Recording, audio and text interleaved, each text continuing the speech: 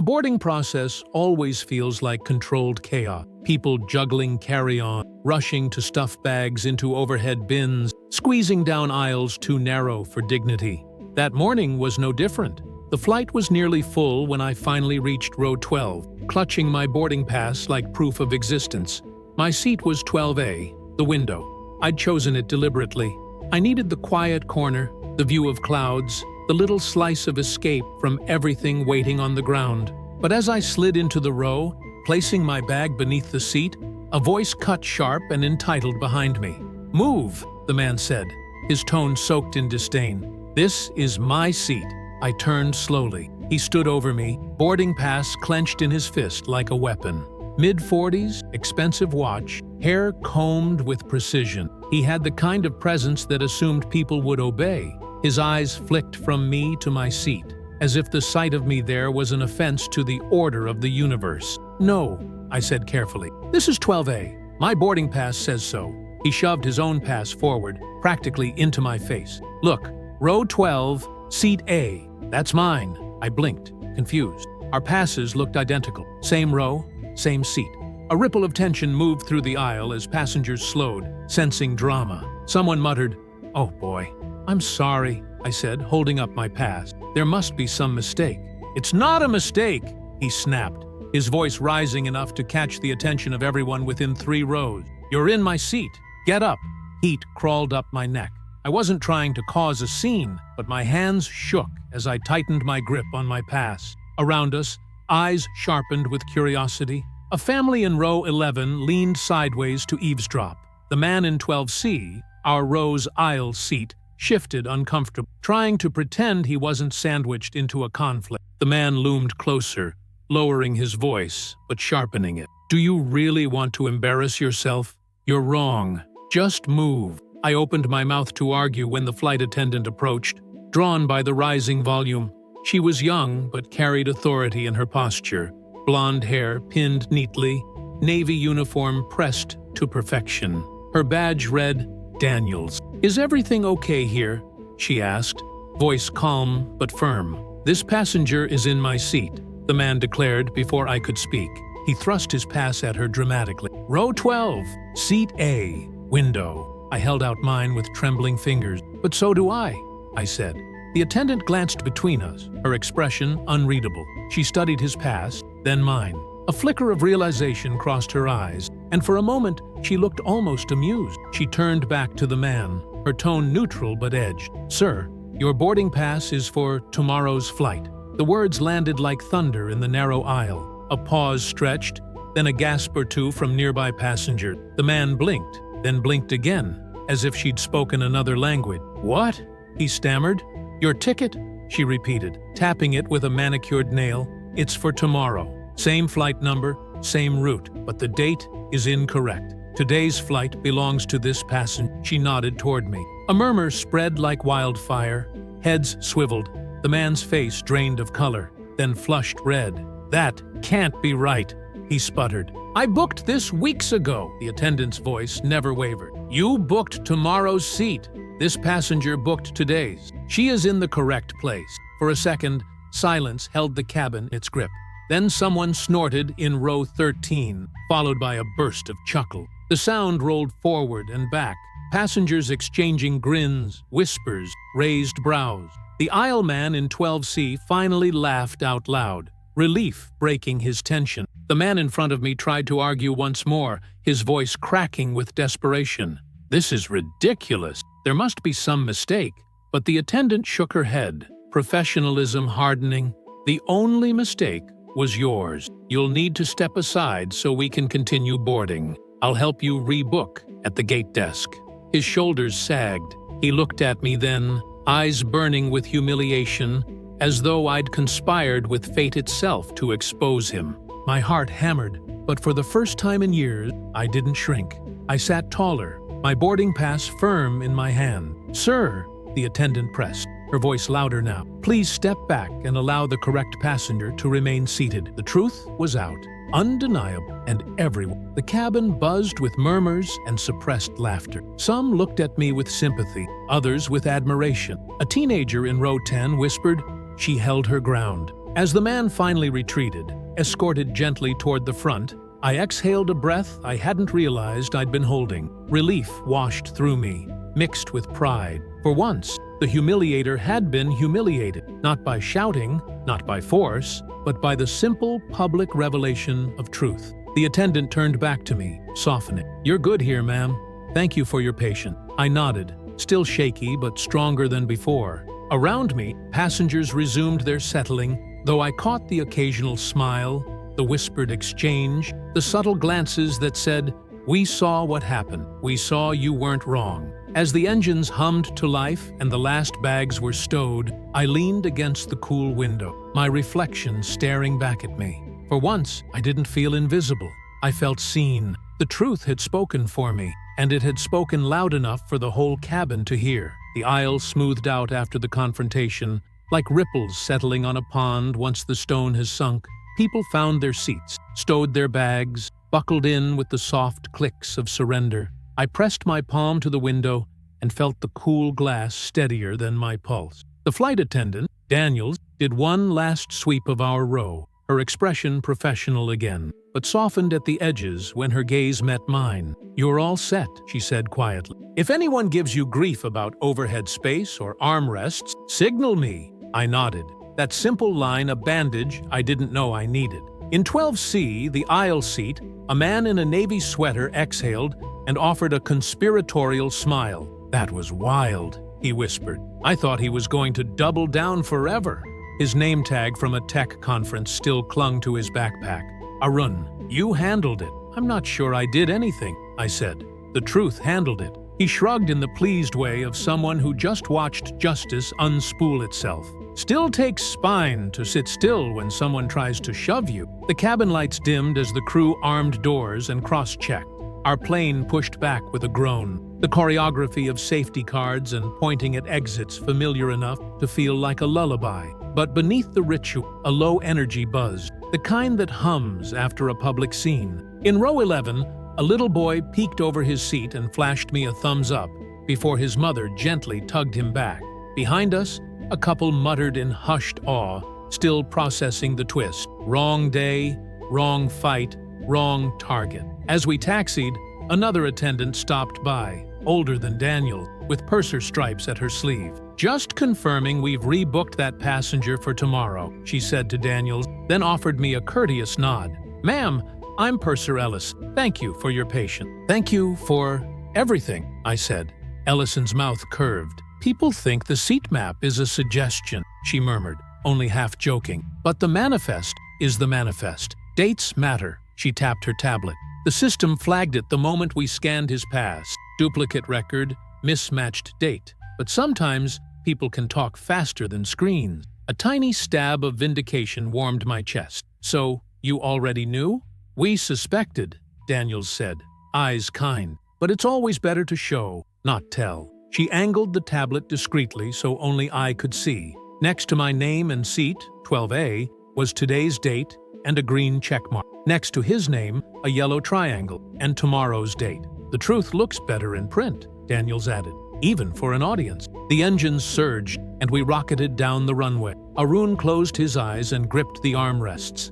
"Not a fan of this part," he admitted between breaths. "Here," I said, surprising myself. "Count 4 in, 6 out." We breathed together over the roar. 4 in, 6 out, until wheels lifted and the city slid away. At 10,000 feet, the lights brightened a notch, and the aisle came alive again with carts and quiet plan. I leaned back, staring at the ceiling panel where the air nozzle hissed like a tiny storm. Anger ebbed, leaving something cleaner in its place. It wasn't triumph, it was confirmation. For once, my reality hadn't been debated into fog. It had been held up in the light, date stamped, time stamped, broadcast to rows 10 through 14. The humiliation I'd braced for was redirected, like sunlight reflected by a mirror. An hour in, Daniels returned with water and a granola bar. "On the house," she said.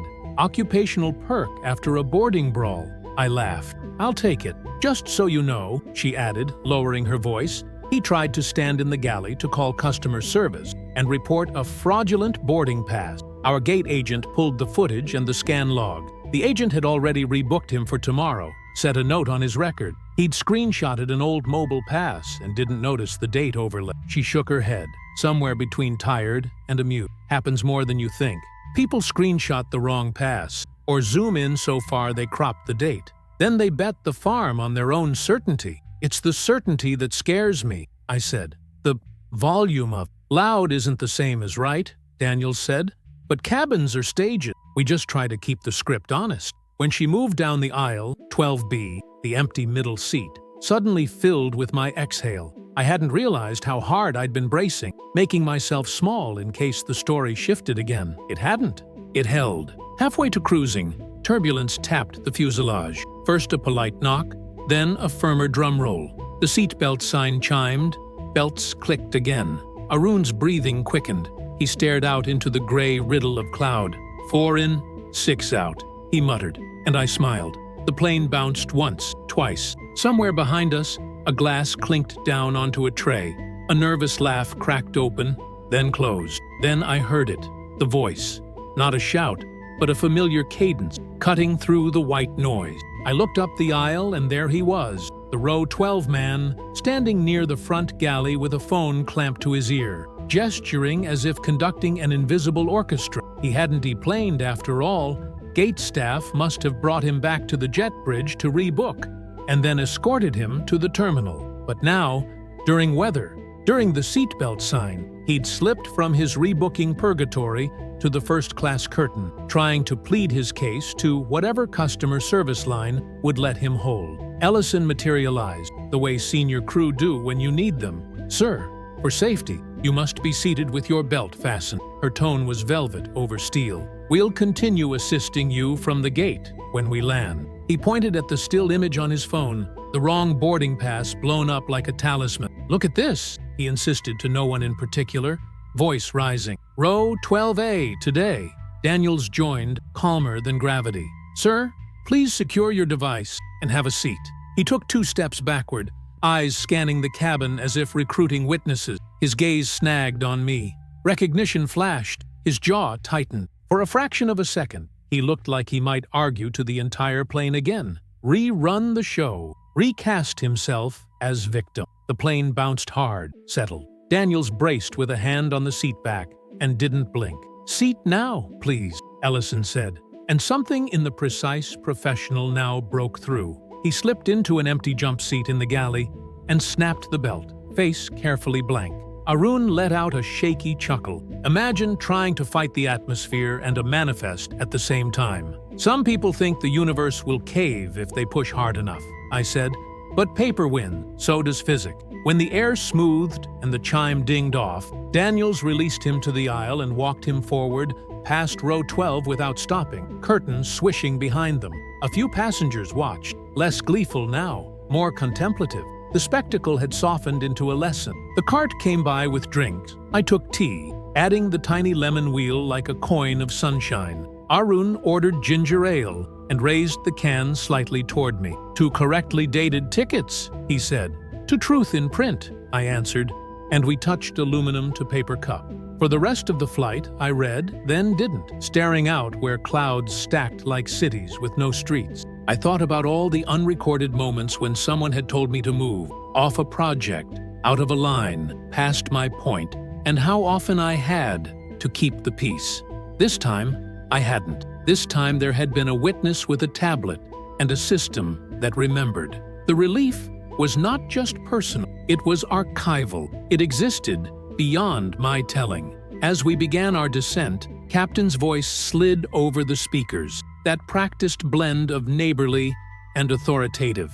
"Folks, we'll be on the ground in about 20 minutes. Thanks for your patience with the bumps. We danced around a storm and won." Soft laughter answered. The cabin shifted into its ritual closing, seat backs upright, tray tables latched, phones tucked like secrets. Daniels paused one more time at our row, leaning just enough to be heard by me alone. "Quick note," she said. "The gate agent asked me to thank you. When passengers stay calm, it helps us keep the cabin fair." "Thank you for making it fair," I said.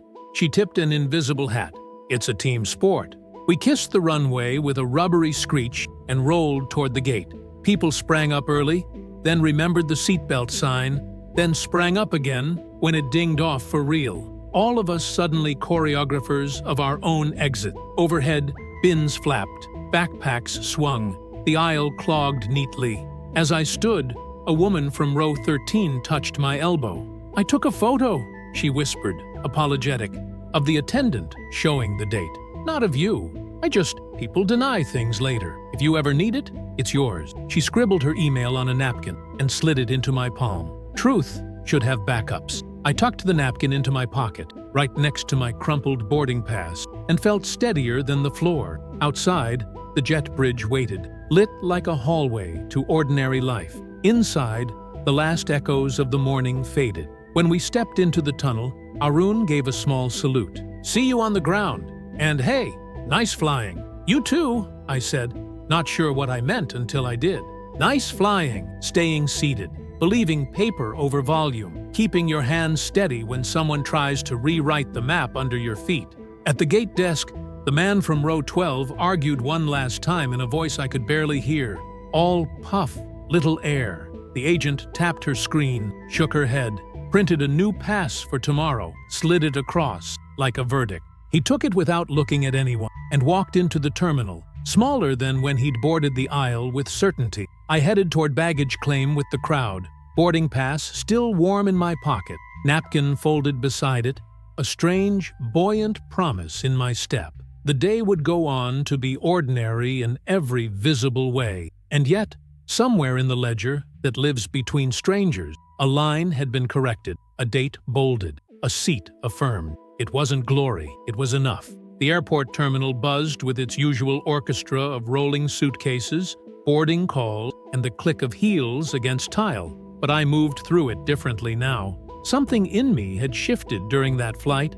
I kept thinking about the look on his face when the attendant pointed to the date on his pass, the way certainty dissolved into silence. For once, I hadn't been the one shrinking. For once, I had stayed still while someone else unraveled. At baggage claim, the carousel churned with black suitcases, indistinguishable except for ribbons and tag. I pulled mine free, feeling its weight anchor me back to reality. Around me, other passengers gathered their bag, exchanged knowing glances, even a few nods of solidarity. It wasn't exactly applause, but it was recognition, quiet and unspoken. I tucked it away like a souvenir. On the train into the city, Arun found me in the same car. He slid into the seat across the aisle, holding a paper cup of coffee like it was a lifeline. "Hey," he said, tentative but warm. "Mind if I sit here?"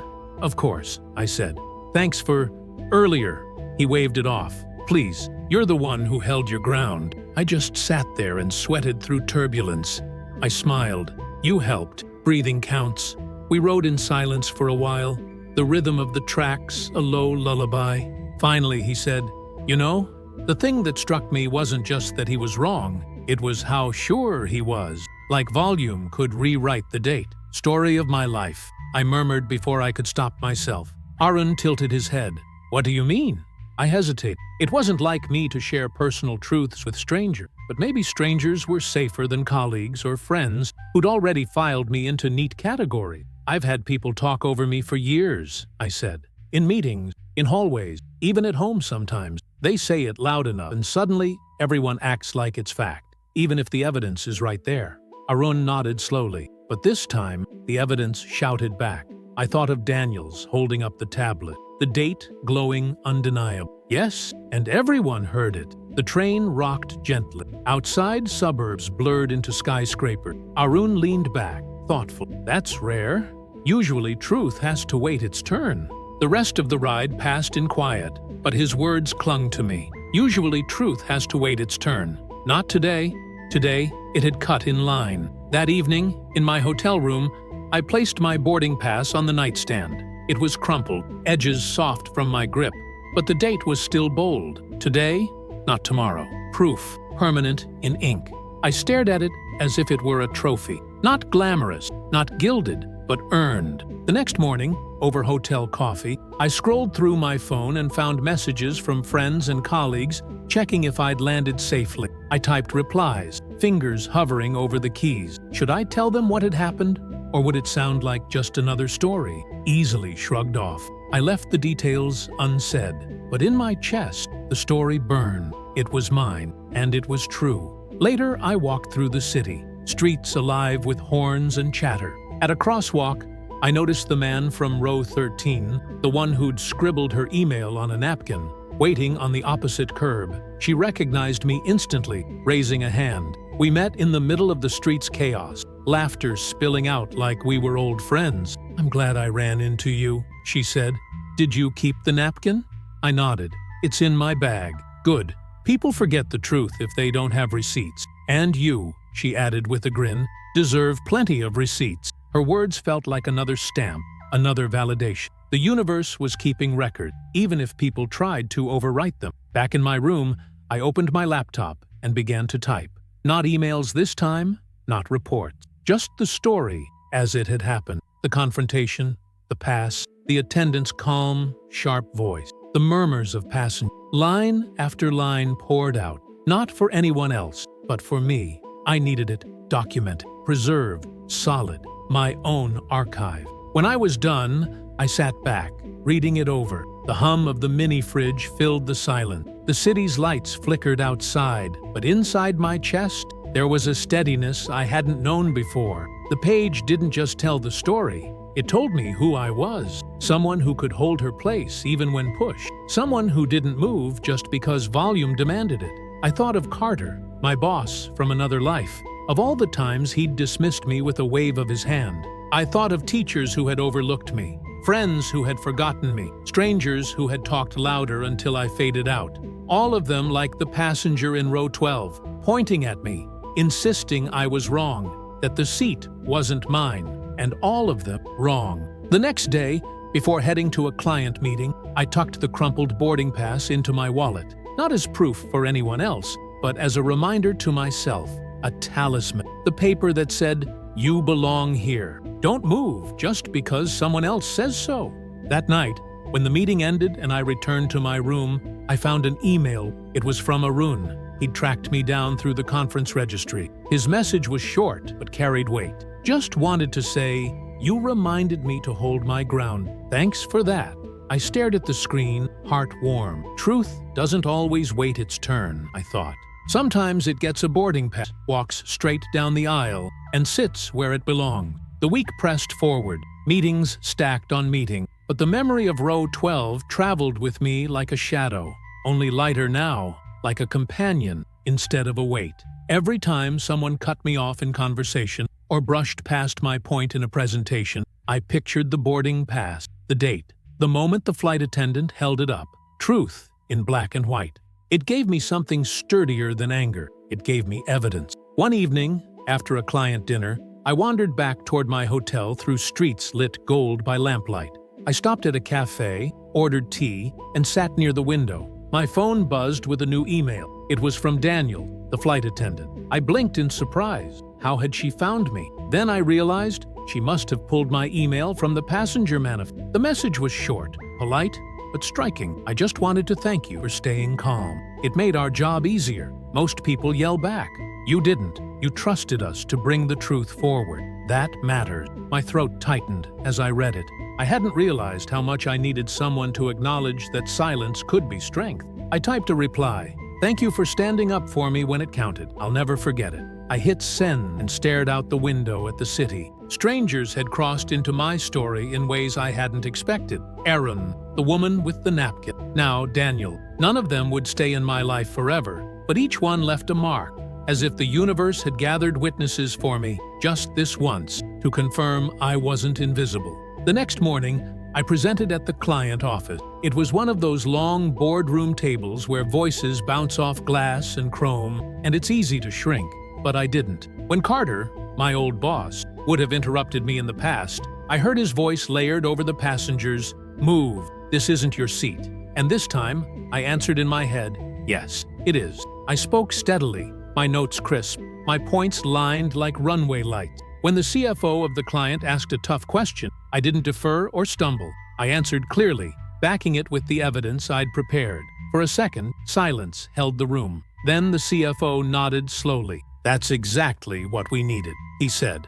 The meeting ended with handshakes, and I walked out not trembling but upright. The The memory of row 12 had morphed into something else entirely, a reminder that I belonged at tables just as much as I belonged in seats. That evening, Arun messaged again. He asked if I wanted to grab dinner before he flew back home. I hesitated, not sure if I was ready to let someone into the rawness of my week, but I agreed. We met at a small bistro near the river. He was easy company, thoughtful, not loud, willing to listen. Halfway through dinner, he leaned in and said, "You know, the funny thing is, I don't remember what the guy in row 12 looked like.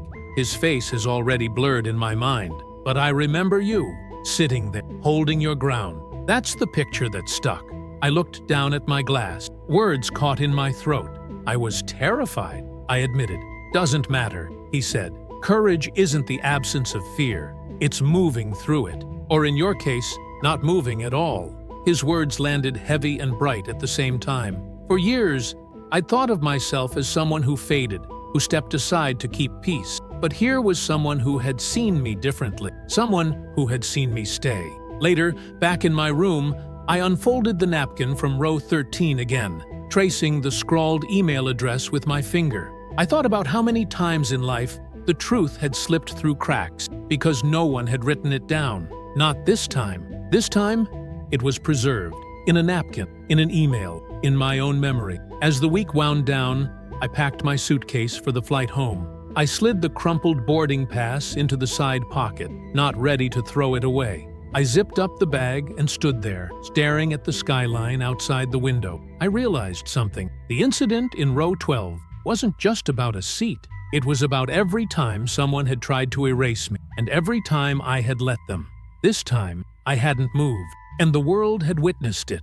The next morning, I rolled my suitcase back through the terminal, retracing steps that felt familiar but entirely new. I boarded the plane, found my seat, this time 21F, and sat down without fear. I didn't clutch my boarding pass like proof anymore. I knew I belonged there. The engines roared, the plane lifted, and I leaned back, eyes closed. Somewhere above the clouds, I whispered to myself, "You don't have to move, not anymore." The flight home was smoother than most I'd taken, though maybe that was because of what I carried with me. Not just luggage, not just souvenirs of a week of work, but the crumpled boarding pass still tucked into my wallet, the napkin folded beside it, the email from Daniels saved in my inbox. Proof upon proof, layers of truth like armor. The seatbelt sign switched off, and passengers shifted into their routine. Earbuds, novels, laptops balanced on tray tables. I leaned against the window, watching sunlight glaze the wing. A family in front of me passed crackers to their toddler, who giggled at every crunch. Normalcy had never looked so beautiful. Halfway across the ocean, turbulence nudged the plane. Nothing dramatic, just a reminder that control is an illusion. People clutched their cups. A flight attendant announced calmly, "Please remain seated with seatbelts fastened." I obeyed without question, but I noticed the man across the aisle grumble, always overreacting. He unbuckled to reach for his bag. The sight sent a shock through me. For a split second, I was back in row 12. The raised voice, the demand to move, the arrogance that assumed rules didn't apply. My chest tightened. This time, though, something shifted. I raised my voice, not loud, but firm. "Sir, please sit down. The seatbelt sign is on for a reason." He blinked at me, startled. The woman beside him nodded quickly. "She's right, please." The man hesitated, then sat back, muttering under his breath. But the belt clicked shut. The attendants didn't even have to intervene. The row had policed itself. My pulse slowed. It wasn't about policing him. It was about recognizing the same script, the same entitlement, the same certainty, and knowing I didn't have to shrink beneath it. I could answer. I could stay seated in more ways than one. Hours later, as we descended, the clouds parted to reveal the coastline. My phone buzzed the moment we touched down, messages flooding in. One was from Arun. "Safe travels? Hope the skies treated you well." I smiled. Another was from my manager back home, asking me to lead the next client pitch. For the first time, I didn't hesitate to reply, "Yes, I'll take it." At baggage claim, I spotted the woman from row 13 again, the one with the napkin. She waved, laughing at the coincidence. "Seems we're on the same route again," she said. "Maybe we're meant to be archivists for each other," I replied. She grinned. "Keep your receipts."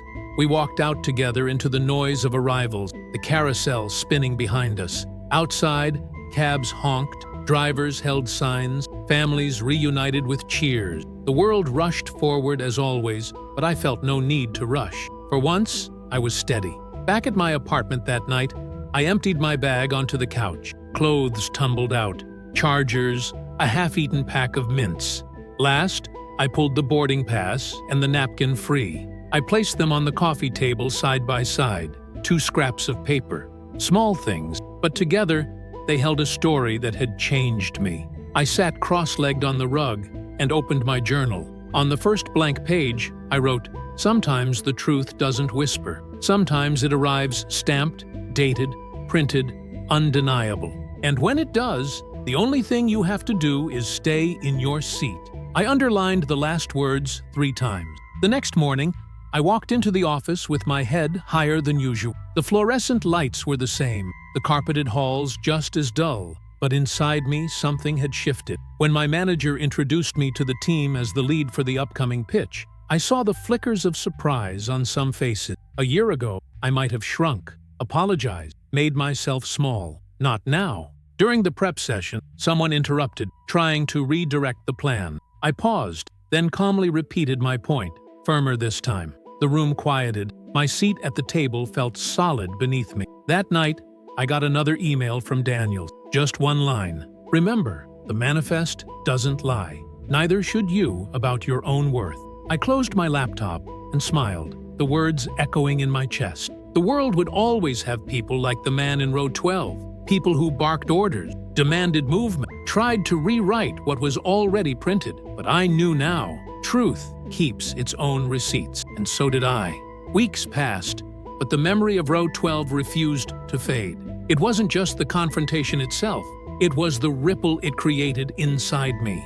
That moment, when the flight attendant held up the boarding pass and exposed the truth, had cracked something open. I walked into every room differently now, whether it was a conference hall or a family dinner. At work, I noticed the subtle shifts first. When people interrupted me, I didn't swallow my words. I waited, repeated myself if needed, and refused to move aside. It startled some colleagues at first, like they were seeing me for the first time. My manager noticed too, assigning me to lead not 1, but 2 major projects. Each time I felt doubt creeping in, I touched the edge of the boarding pass in my wallet and reminded myself, you have proof, you belong. Outside of work, the change seeped into smaller corners. At the grocery store, when someone tried to cut in line, I stood my ground politely. On the subway, when a man spread himself across 2 seats, I didn't shrink. I asked him to make space. These weren't dramatic battles,